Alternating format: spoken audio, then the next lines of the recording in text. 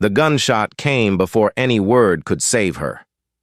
Officer Derek Blaine raised his weapon and fired directly into Dr. Elena Ramirez's chest at point-blank range, the sound cracking through the quiet space with a violence her daughter would never forget. The impact drove Elena back as if the air itself had struck her, tearing through the flag patch on her shoulder and breaking the promise of safety she had carried home from every battlefield she survived. Her hand slipped from 10-year-old Mia's fingers as the life she had fought so hard to protect began to drain across her uniform. Blaine didn't shout. He didn't hesitate.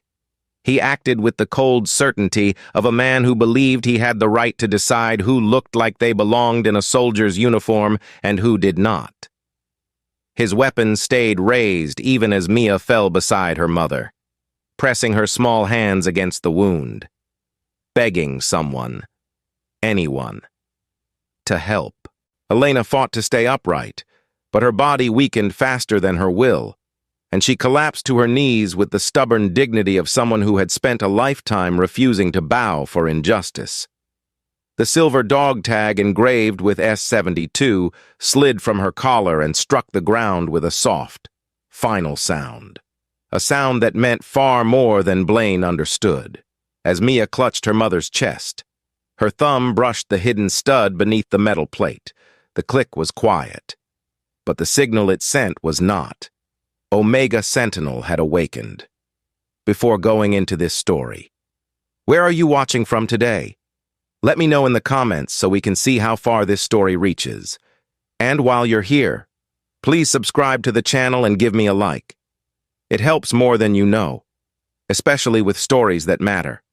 The moment the shot was fired, the world shifted in ways Blaine never imagined.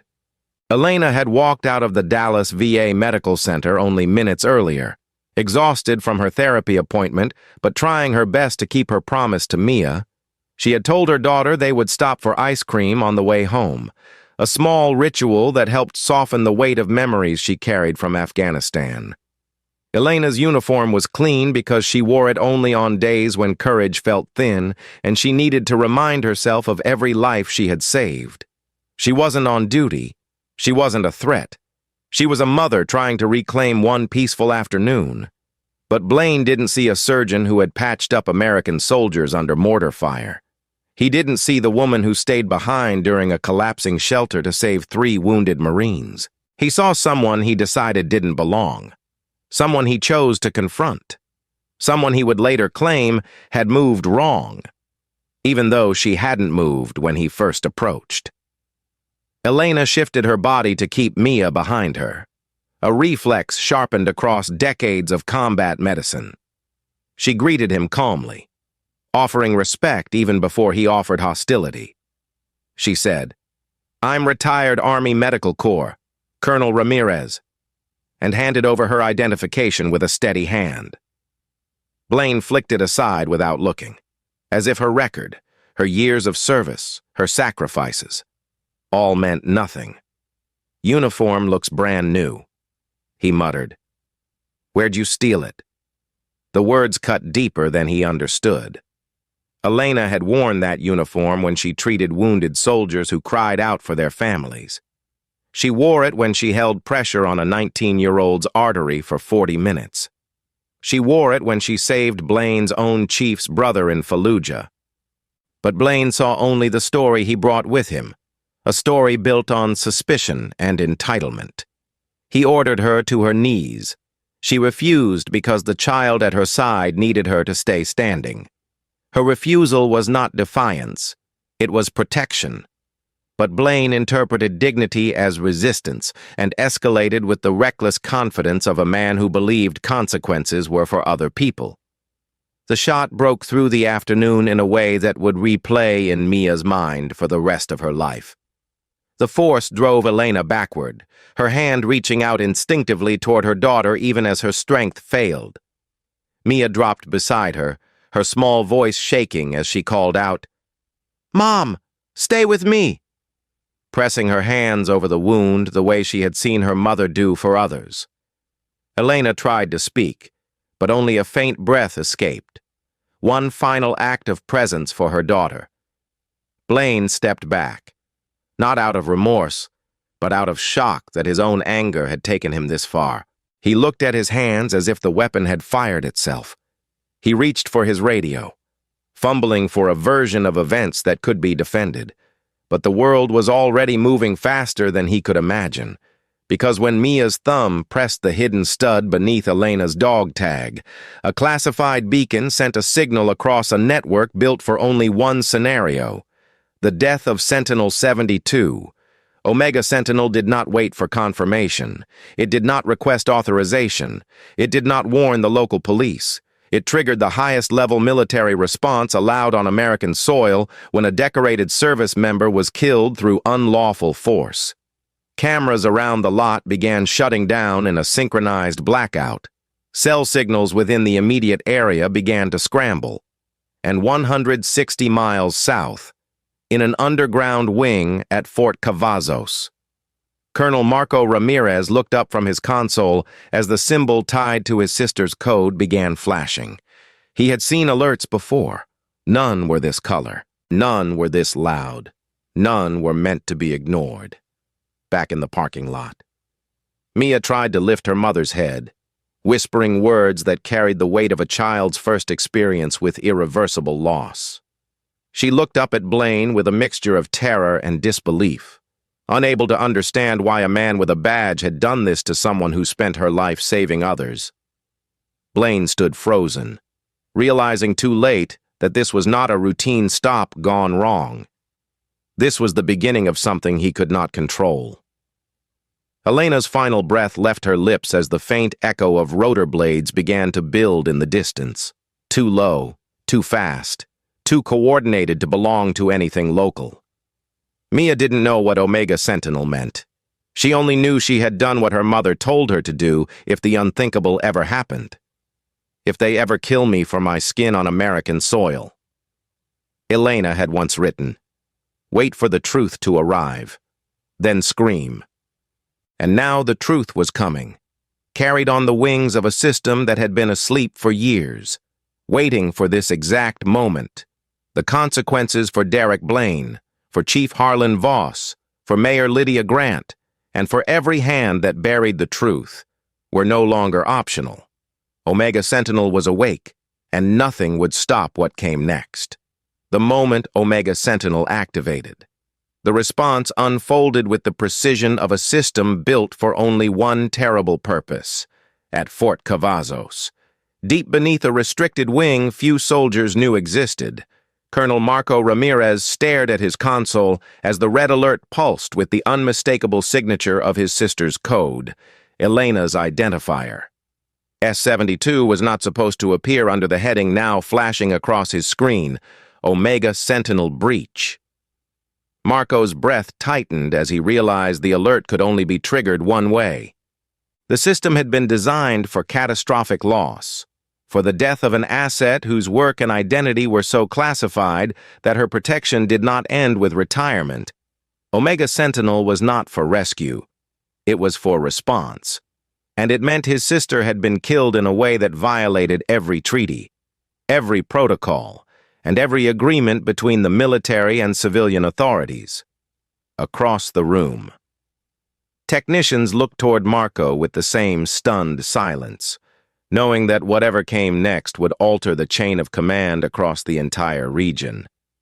Marco issued the activation command with a steady voice that betrayed nothing, even though every part of him was breaking. Initiate blackout. Dispatch Sentinel teams. Lock camera grids. Airborne units. Launch. The words traveled through secure channels with a speed unmatched by anything used for routine operations. Within 8 seconds, every camera in the Dallas VA parking lot went offline, swallowed in a synchronized blackout that looked like a glitch to anyone watching from the outside. To those inside the system, it was a declaration. Omega Sentinel was fully awake. In the sky above Central Texas, 3 black helicopters with no numbers, no insignia, and no visible navigation lights turned toward Dallas with a precision reserved only for missions labeled Eyes Only. Their rotors cut through the air with a low thunder that signaled the arrival of something the public was never meant to see. On the ground at the VA lot. Paramedic Jake Morales sprinted toward the body he recognized even before he knelt beside it, the moment he saw Elena's face. Memories rushed back from Afghanistan, the day she saved his life with her bare hands when all medical supplies had been destroyed in a blast. He touched her shoulder, hoping to feel any sign of pulse, but her body told him the truth with a final, irreversible stillness. He noticed the Omega Medic Group insignia on her sleeve, a symbol he had seen only once during his deployment. He felt the weight of danger settle across his chest as he realized he was not looking at an ordinary casualty. He pulled out his phone and recorded 30 seconds of video, documenting the blood, the position of her body, Mia's hands still pressed against the wound, and the empty stare of Officer Derek Blaine, whose gun remained raised even as help arrived. Jake's recording captured Blaine's attempt to reach for his radio. But before he could speak, a dark vehicle slid to the edge of the lot. 2 men in black suits stepped out with an authority that silenced the scene. They moved with a calm that signaled training far beyond local jurisdiction. One placed a hand on Blaine's shoulder and said nothing, but the officer's expression shifted from confusion to fear. The man's presence alone was enough to make Blaine lower his weapon without protest. It was not a request. It was a message. Blaine looked into the man's eyes and realized he had already been removed from whatever story he planned to tell. The other operative walked toward Mia with a gentleness that contrasted sharply with the severity of the moment. He lifted the trembling child into his arms as if she weighed nothing, wrapping her in a protective cloth that hid her face from the growing number of stunned officers arriving at the scene. The helicopter blades became louder, sweeping dust and fear into the air as the operatives stepped back. The crime scene tape flapped wildly in the rotor wash before snapping against the poles with sharp, rhythmic sounds. Reporters who had begun to gather quickly shielded their cameras as the wind forced them to look away. Marco's command center showed each step in real time. The blackout grid held steady. The operatives secured the child. The shooter was neutralized without force. Blaine's access to his radio was already dead. His badge number removed from the network. His presence erased as though he never arrived at the scene. He stood motionless, unable to understand how the world had shifted beneath him so fast.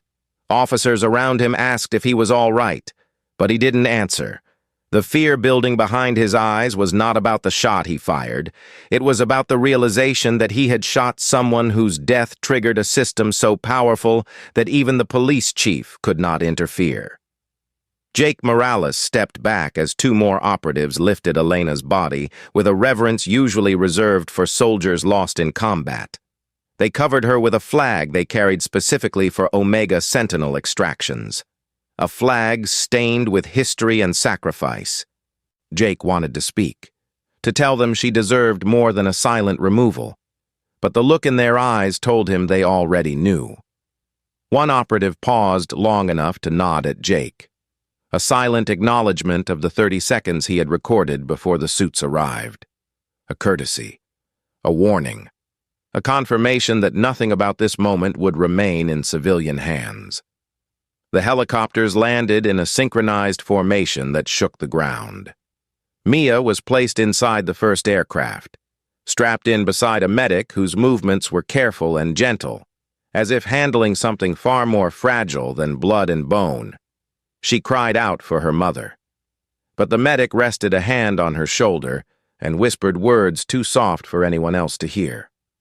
Blaine stepped forward as if to object, but the nearest operative looked at him with a quiet finality that stopped him cold. The officer's world, authority, confidence, control, collapsed under that single stare. He reached once more for his radio, but it remained dead in his hand, stripped of purpose. The men loading Elena's body into the second helicopter did so with a precision that made every watching officer realize they were no longer in charge of the scene. They were bystanders, spectators, witnesses to a handover that carried the weight of military authority far above their rank, as the helicopters lifted off. The wind flattened the crime scene tape one last time. Officers shielded their faces from the force. Jake watched silently, knowing the video on his phone was the only unclassified record of what had happened.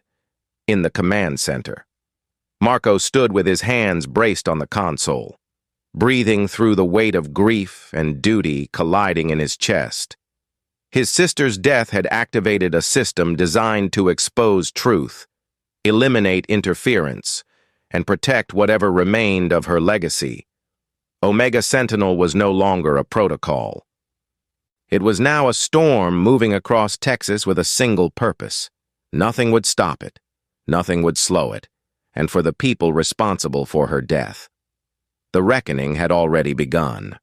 Jake Morales uploaded the 30-second video at 7:14 p.m., hitting post with a steady hand, even though his stomach churned with the knowledge that nothing in his life would be the same after this decision.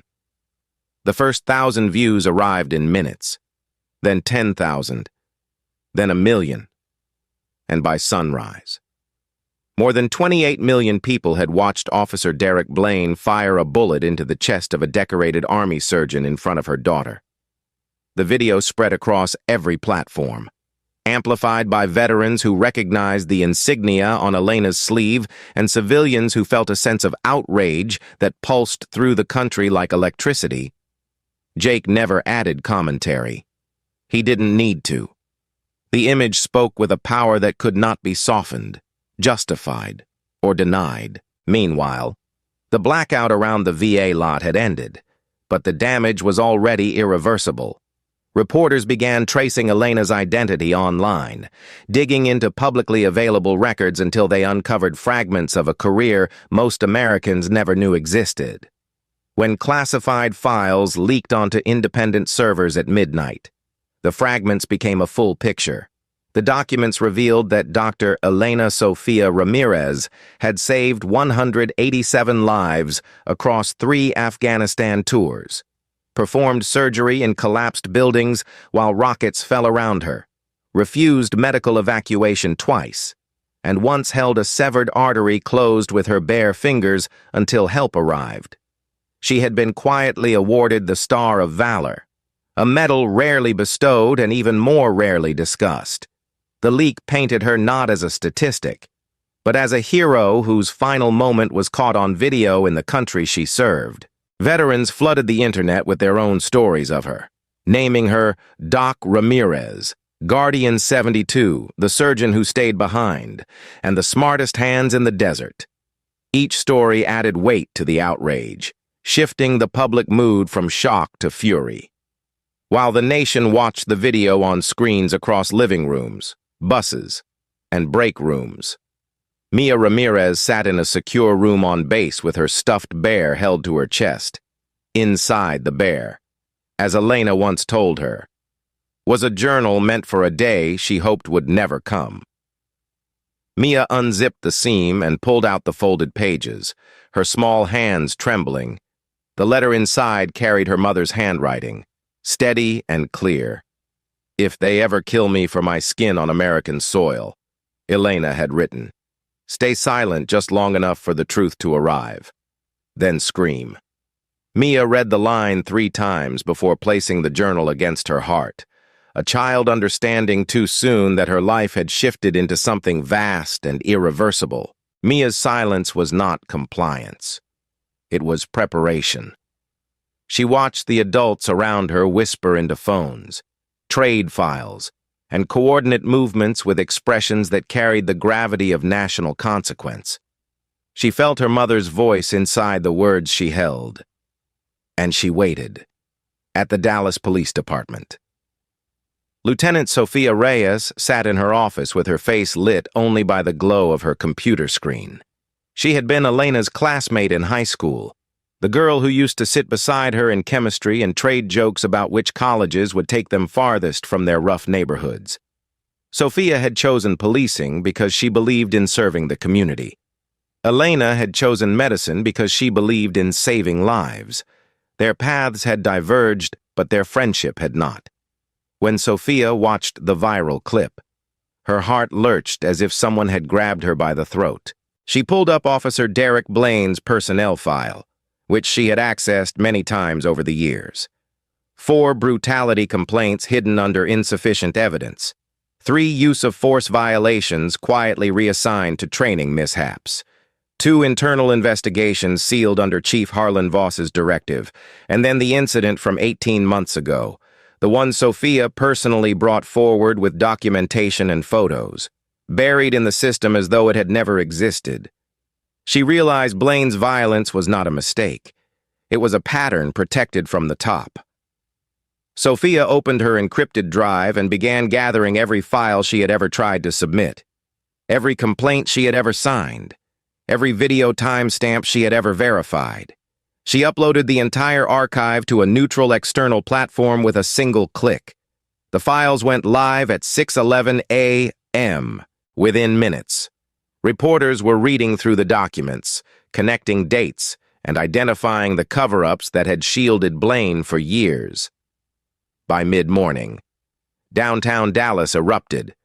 Protesters filled the streets with a determination that left no room for denial or delay.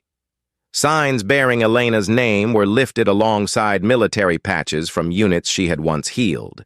Crowds chanted not only for justice, but for accountability across the chain of command. Veterans marched shoulder to shoulder with nurses, students, and clergy. The police line formed quickly, but officers found themselves staring at a public no longer willing to accept silence. City officials attempted to calm the situation by releasing a brief statement claiming the shooting was under review, but the public rejected the message instantly. They had seen the video. They had read the files. They knew what under review meant. It meant delay. It meant denial. It meant the truth buried under paperwork, just as it had been for years. Then Jake Morales, still shaken from the night before, posted a longer version of the clip from his body cam patch.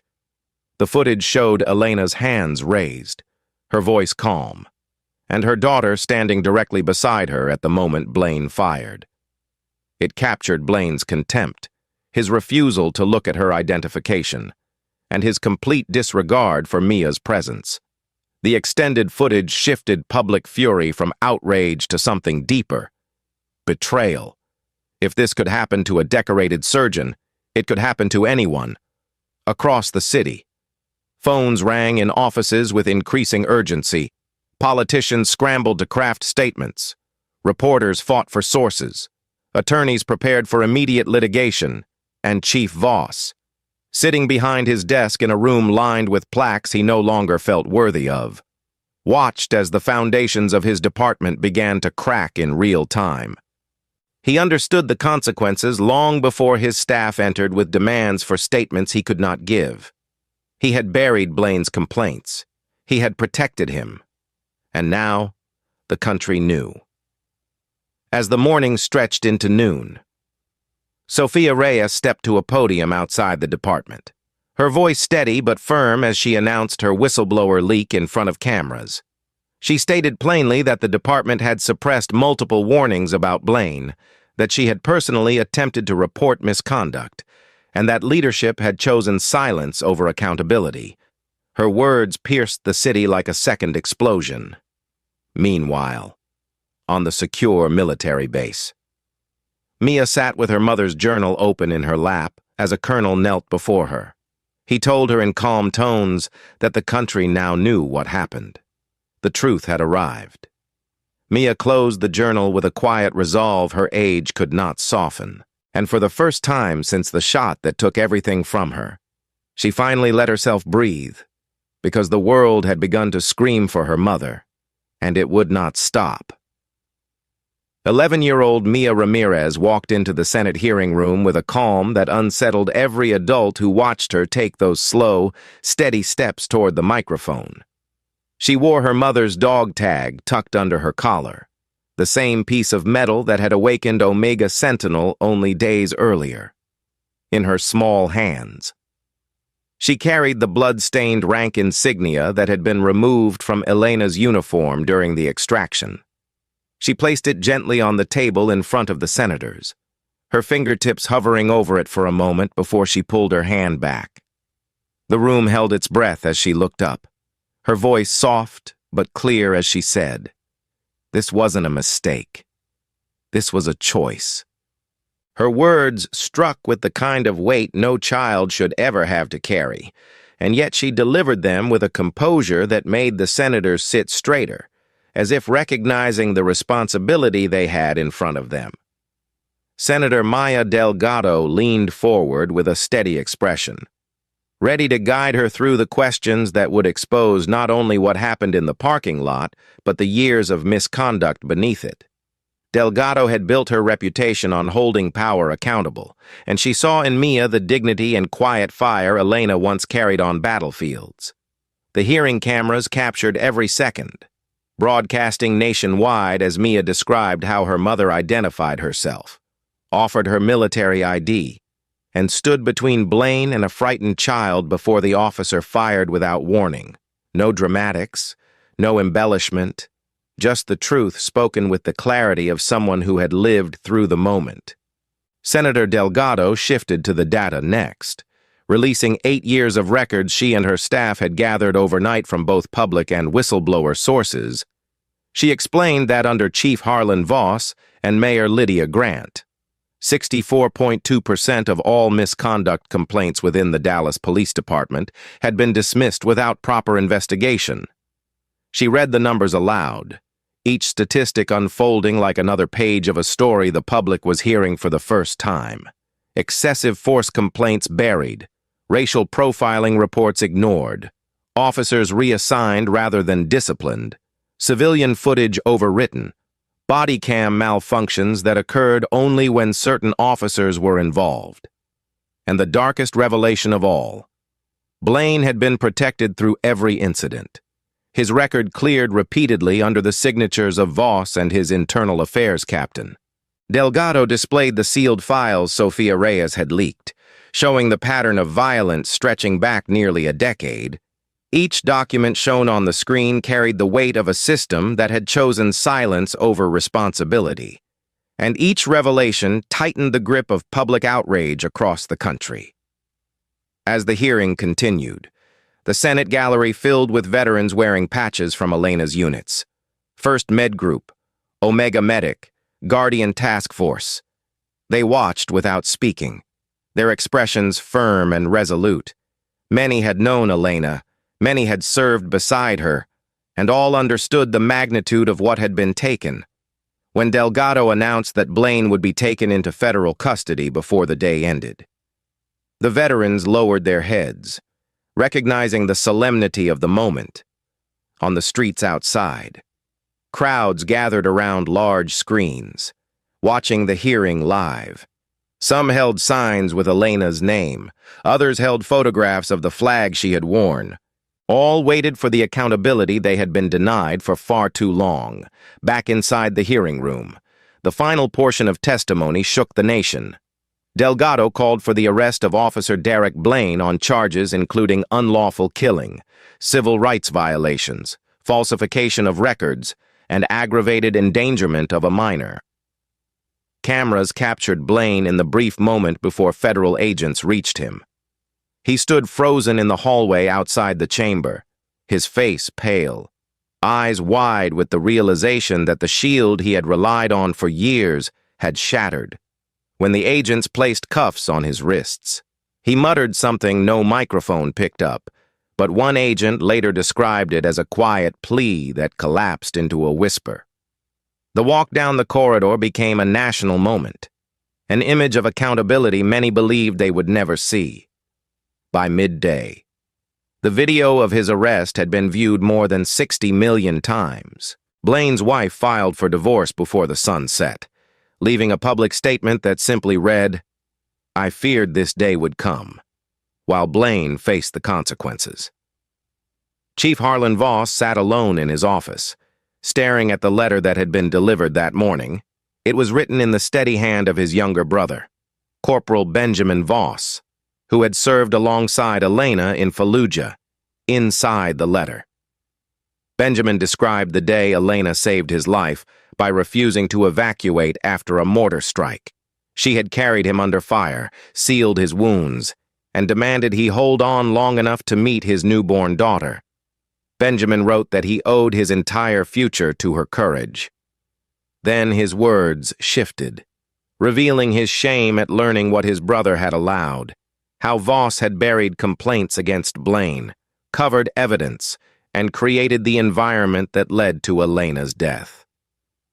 The letter ended with a sentence that pierced Voss with more force than any reprimand. "You let the woman who saved me die under the shield you were supposed to uphold." Hours later, Voss swallowed a bottle of pills in his home, leaving behind a confession that named every internal cover-up, every manipulated report, and every officer he had protected despite misconduct. His death did not undo the damage he caused, but it opened the door for investigators to retrieve the truth he had concealed for nearly 2 decades. Mayor Lydia Grant watched the hearing from her private office in City Hall, her face tight with the fear she had kept hidden for years. She had built her political rise on promises of law and order. But behind the scenes, she had accepted private security donations to bury cases that made the city look unstable. Elena's death had become the match that ignited the entire structure. As the Senate hearing closed, Delgado ended with a sentence that would echo across the country. The death of Dr. Elena Ramirez is not an isolated tragedy. It is the result of a deliberate system.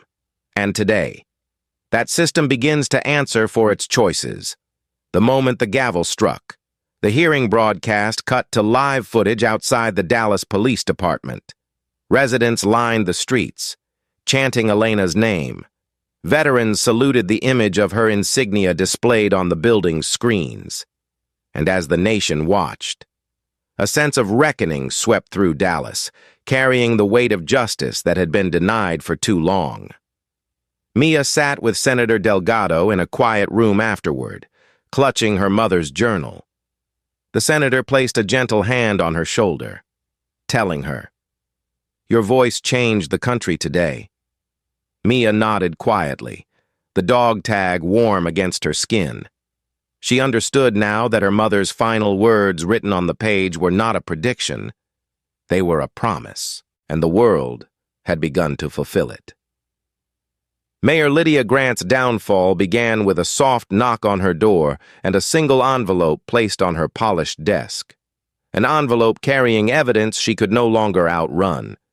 Inside were financial disclosures she had buried, private security donations disguised as community grants, and emails proving she had approved the suppression of multiple brutality cases, including the earliest complaints against Derek Blaine. For years, she had justified her decisions as necessary for maintaining public order, convincing herself that silence preserved stability. But now the silence she cultivated had turned into a blade pressed against her own future. As national outrage swelled, journalists tore apart her record with the same precision she once used to protect it. Every platform replayed the footage of Elena's shooting beside charts outlining how Lydia's administration dismissed or delayed investigations that threatened her political image. The pressure crushed her carefully built persona. Her approval rating collapsed overnight, donors withdrew support, and even her closest advisors distanced themselves, hesitant to be tied to a scandal that now carried federal scrutiny. She tried to issue a statement claiming she had been misled by those beneath her, but the public knew better. The documents Sofia Reyes leaked showed Lydia's signature on every buried case. Her political masks had peeled off, leaving only the truth. She had made a career by prioritizing her own survival over the lives harmed by her inaction. By the end of the week, she resigned, escorted from City Hall through a back exit to avoid the cameras. She retreated to a rented home in the New Mexico desert, far from the power she once wielded, living under a name that now meant nothing in the world she abandoned. Her disappearance became a symbol of what silence ultimately costs: reputation, legacy, and the illusion of moral authority. Meanwhile, Derek Blaine faced a justice no one believed possible only weeks earlier. The courtroom was filled to capacity the day he was sentenced, not with jeering crowds but with quiet veterans who carried a steady, unbreakable resolve. They sat shoulder to shoulder, representing every unit Elena had served. The judge read the charges with a calm heaviness, outlining each count of unlawful killing, civil rights violation, falsified reporting, and endangerment of a child. Blaine stood with his hands cuffed, jaw trembling as he listened to the consequences he could no longer escape. There was no plea for mercy, no attempt to argue justification. The evidence was overwhelming. The video Jake recorded played one final time before sentencing. The sound of the fatal shot echoing through the courtroom with a severity that made several spectators bow their heads. Blaine's attorney kept his hand on the officer's arm, knowing there was nothing to be gained by protest when the judge delivered the sentence. Life in federal prison without the possibility of parole. Blaine's knees buckled slightly. His breath hitched in a shallow gasp. The reality sinking in that the uniform he once hid behind now held no protection. The courtroom remained silent, not out of sympathy, but out of respect for the woman he had taken from the world. After the hearing, a guard handed Blaine an envelope that had arrived at the courthouse earlier. Inside was a drawing made by Mia, sent through an advocate who believed he should see it. The picture showed an American flag torn down the middle, and beneath it were 3 handwritten words: "You broke it." Blaine held the drawing for a long moment, the weight of those words sinking deeper than any sentence the judge could offer. While Blaine's fate moved forward in the justice system, another chapter closed in grim finality. Chief Harlan Voss was laid to rest in a private ceremony attended by only 6 people, none of whom wore the uniforms he once commanded. His death by overdose had shocked the department, though many quietly acknowledged that he saw no path forward as the truth of his misconduct unraveled. Investigators found letters in his home that confessed to decades of suppressed complaints, including multiple cases tied to Blaine. His notes detailed how he justified his actions over the years, claiming he believed protecting officers from public backlash preserved morale and stability. But those words rang hollow to the families harmed by his silence.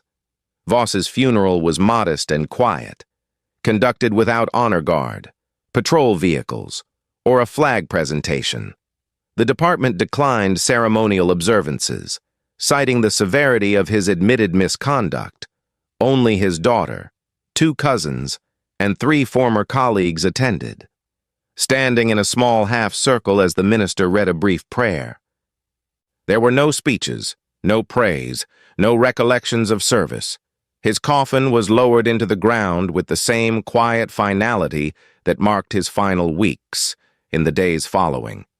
The department announced a full audit of every decision he had signed across his career, making clear that his legacy would be revisited not with respect, but with scrutiny. Across Texas and beyond, reactions continued to ripple from Elena's death.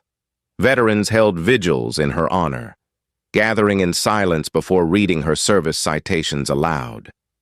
Nurses shared stories of working beside her in makeshift clinics overseas. Military journals published pieces detailing the rare level of courage Elena had displayed across her career, emphasizing the magnitude of talent and heart the country had lost. The phrase "cost of silence" began circulating among community groups, referring not only to the silence of leadership, but to the culture that allowed officers like Blaine to operate without consequences for so long. Families affected by police misconduct came forward with renewed courage, citing Elena's story as the catalyst that gave them strength to demand accountability and across the nation. Parents spoke to their children about the role of integrity, using Elena's name in conversations about bravery, sacrifice, and the cost of standing for truth. In a small, secure building on base, Mia sat with Marco and Senator Delgado as they reviewed the next steps. Her face carried a mixture of grief and resolve. the kind seen only in children who had grown up too fast. She held her mother's journal in her lap.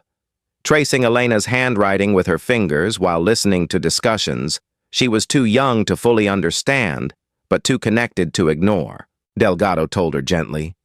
Your mother changed the world even after she was gone, Marco added, and you helped her do it.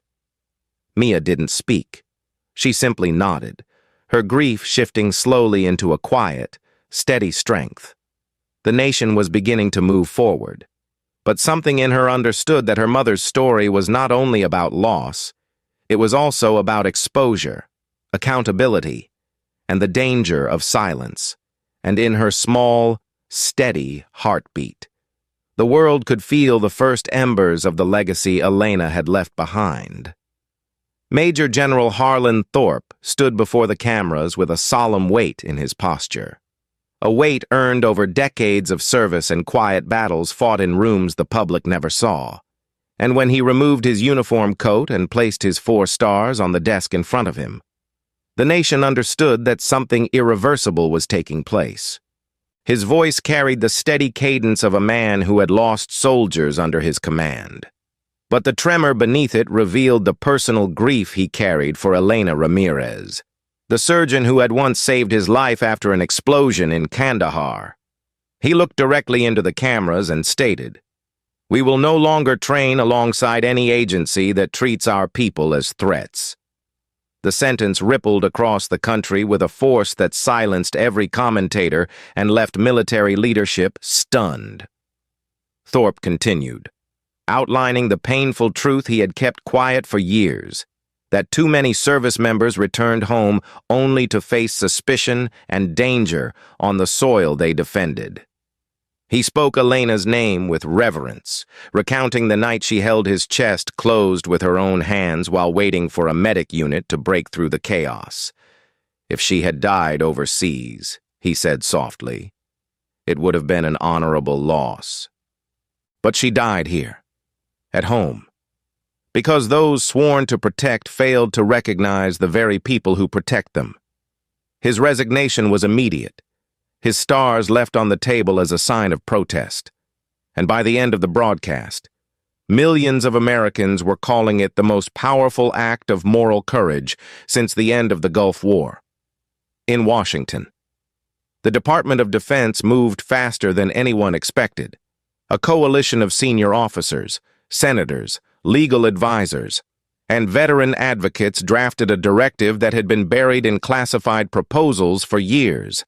Now, in the wake of Elena's death, the directive resurfaced as an urgent necessity. It became known as DoD Directive 73 Omega. The policy outlined a simple but radical protection.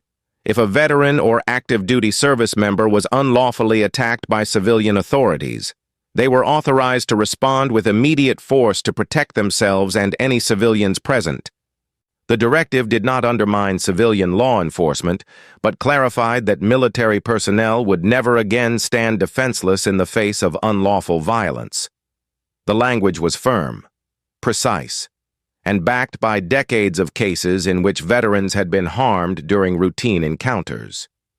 The signing ceremony took place behind closed doors, but Senator Delgado later referenced the moment in a press briefing, describing it as a safeguard carved out of the blood of someone who gave everything for this country. The directive passed with overwhelming bipartisan support, turning Elena's death into a legal and moral turning point. Across bases nationwide, commanding officers gathered their troops to explain the new protections, many speaking Elena's name in classrooms and auditoriums as an example of why the directive mattered. At the same time, communities across the country began calling for reforms inspired directly by Elena's legacy. Hospitals created new protocols for responding to veteran crises. Police academies introduced mandatory military awareness training. State legislatures drafted bills requiring independent oversight when a service member was involved in any police encounter. Veterans groups organized panels where military families could speak openly about fears they had carried for years. In these meetings, one name appeared again and again: Elena Ramirez. the surgeon whose death had forced a national reckoning. Her story became a symbol of both the fragility and the strength of those returning from war. A reminder that sacrifice did not end at the border of a conflict zone, while legislation moved forward. Marco Ramirez carried the burden of grief alongside the responsibility of shaping how his sister's legacy would be honored. At Fort Cavazos, he established the Elena Ramirez Scholarship, a full-ride program offering 72 scholarships every year to minority military children, the number chosen in honor of Elena's call sign, Sentinel 72. The scholarship became one of the most rapidly funded programs in Texas history. Veterans, families, and community members donated from across the nation, leaving messages describing how Elena's story had changed their understanding of service and sacrifice. Some wrote about their own fears as parents of children in uniform. Others wrote about the quiet courage of the soldiers they had known. Marco read every message, his heart heavy but strengthened by the knowledge that Elena's life continued to reach people far beyond her final moment. On the day the scholarship was announced, Mia stood beside Marco, holding her mother's folded flag to her chest, her chin lifted with the quiet strength Elena had taught her. A reporter asked Mia how she felt knowing the scholarship bore her mother's name. Mia answered softly, "It means other kids will grow because my mom believed in hers." The room fell silent, and even the cameras seemed to record with gentler movements. Across the country, police departments felt the ripple effect of the reforms. Some resisted the changes, arguing that they threatened authority. But most departments quickly realized the tide had shifted. Cities that once ignored misconduct now faced demands for transparency. Police chiefs who refused reform found themselves pressured to resign. Members of Congress introduced oversight measures tying federal funding to departments that implemented veteran safety protocols. And as politicians debated the finer details, the public remained united behind one truth. The death of Dr. Elena Ramirez had revealed a dangerous gap between military service and civilian policing, a gap the country could no longer afford to ignore. Major General Thorpe, now a civilian living quietly outside Fort Cavazos, received letters daily from service members thanking him for his resignation speech. Some wrote that his words had restored faith they thought they lost. Others said they finally felt acknowledged by a system that had overlooked their struggles for too long. Thorpe read every letter with a sense of responsibility he refused to take lightly. He never regretted stepping down. To him, the stars were symbols of authority, symbols he no longer wanted, while a soldier he admired lay buried because her own country couldn't see past its prejudice. He kept one object on his desk, a photograph of Elena standing in a field hospital, her hands covered in dust, her eyes steady with that familiar look of quiet determination. Below the frame, he placed one of his stars, not as a display of rank, but as a tribute to the woman who had earned his loyalty long before he wore them. The reforms, the directives, the hearings, and the public outcry all shared one unshakable truth. A nation had been forced to confront its failure, and in doing so, it began to change. Elena's name was now spoken in military halls, legislative chambers, classrooms, and kitchen tables. Her sacrifice had become a guidepost, a reminder that justice does not arrive on its own. It must be demanded, shaped, and carried forward. And though she was gone, the movement she inspired continued to grow, rooted in the belief that a soldier's life carried value not only on distant battlefields, but at home, where they deserved the same protection they once offered the country. 1 year after the shot that changed the country, the induction field at the West Texas Military Academy stood filled with 3,000 cadets standing in formation, each one wearing the crisp uniform of a young person preparing to serve. And at the center of the field stood 11-year-old Mia Ramirez, holding the folded flag that once rested on her mother's casket. She stepped forward with a composure that drew the eyes of every student, instructor, and officer present. The commandant invited her to address the assembly, but Mia did not speak right away. She placed the flag carefully on the wooden podium, rested her hands against the edge, and lifted her eyes toward the cadets with a quiet strength far beyond her years. When she finally spoke, her voice was steady, carrying the weight of an entire year of grief, memory, and growth. "Before we begin," she said, "I want to ask this academy, and everyone listening, to give 1 minute of silence for someone who served this country with everything she had. The field, the officers, the watching families, every person within hearing distance, fell into immediate stillness, no murmurs, no shifting feet, no wandering eyes. The silence felt like a living presence moving through every row, binding them together in a moment too heavy to ignore." Mia closed her eyes, pressing her thumb lightly against the dog tag beneath her collar, the same hidden stud she had pressed on the day her mother died. But this time, the gesture was one of remembrance, not survival. The minutes stretched on, long enough to let the weight of Elena's sacrifice settle into the hearts of everyone present. And when the minute ended, Mia opened her eyes and spoke into the stillness with a clarity that carried across the entire field. "For those who protect us," she said, each word rising with a strength that felt larger than her small frame, and without hesitation, 3,000 voices answered as one. "For those who protect us." The sound rolled across the grounds with a power that struck even the most senior officers with emotion. After the call echoed into silence, Mia continued speaking, her tone calm but grounded with purpose. She thanked the Academy for honoring her mother's name, but she also spoke of what came after, how the country had changed, how lives were saved, and how reforms were born not from anger, but from truth. She talked about the scholarship bearing her mother's name, about the children who had already received full rides, and about the letters Marco had read to her from families Elena's legacy had touched. She spoke of Major General Thorpe leaving his stars on the desk, of the directive signed in her mother's honor, and of the veterans who wrote to her saying Elena gave them hope even after her death. She did not cry as she said these things. Her voice never wavered. She carried herself the way Elena once taught her, with dignity, gratitude, and unwavering clarity.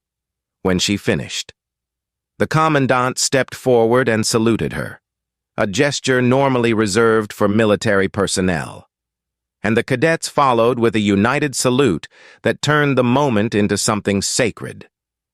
Mia returned the salute with a small nod, knowing her mother would have told her to stand tall and accept the respect she had earned. Later that afternoon, Mia walked with Marco to a quiet room inside the academy, where she had been asked to sign a commemorative plaque bearing Elena's photograph and service timeline. The plaque would hang in the academy's Hall of Honor. Mia signed her name beneath the inscription that read, "In memory of Colonel Elena Sofia Ramirez, Sentinel 72, a protector at home and abroad." She pressed her palm gently against the glass frame for a moment, whispering words only she could hear.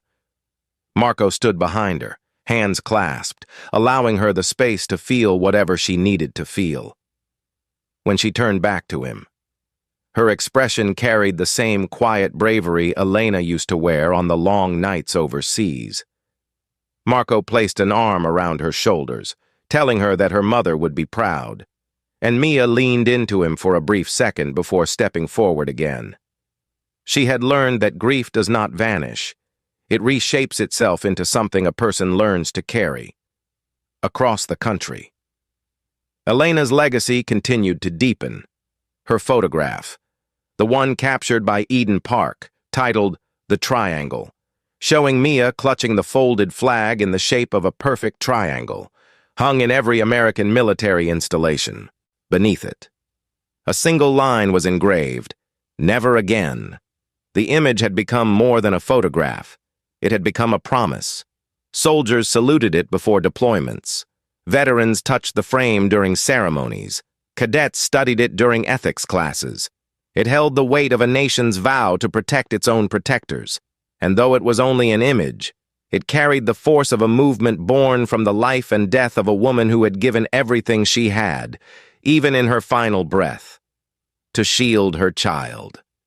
As evening settled at the academy, the commandant invited Mia and Marco to a small gathering with instructors and scholarship recipients.